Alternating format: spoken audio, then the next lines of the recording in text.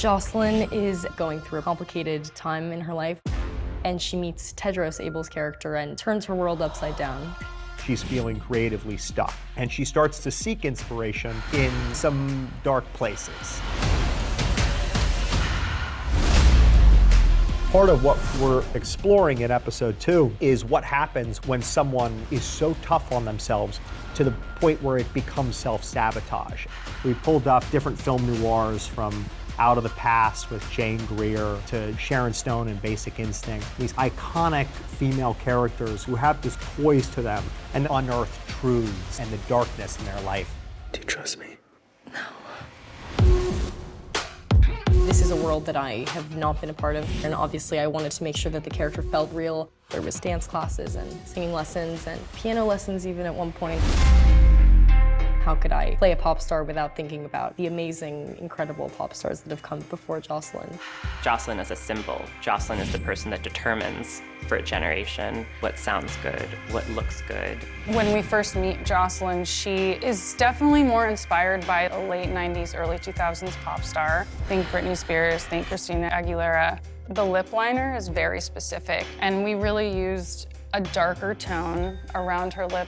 That reminds me of the 90s. And then we did our own modern spin on it where we connect the Cupid's bow, which gives an old Hollywood vibe too.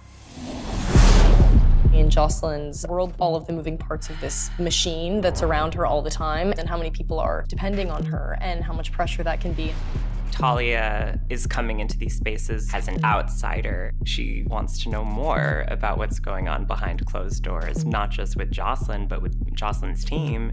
You don't have to say much, you don't have to do much. You just have to watch and let people tell on themselves. Leia is Jocelyn's assistant and best friend, but no matter how pure you want the relationship to be, everyone has their own motives. Nikki is often the one who has to just say, it's not working. She gave Jocelyn many opportunities to succeed. If Jocelyn is being self-destructive, someone else will step in. Mom? Someone who was a huge pillar in Jocelyn's life was her mother. And once her mother passed, Destiny and Hyam stepped in. To some people, it will come across as manipulative, but I think Destiny's main goal is to make sure Jocelyn's safe.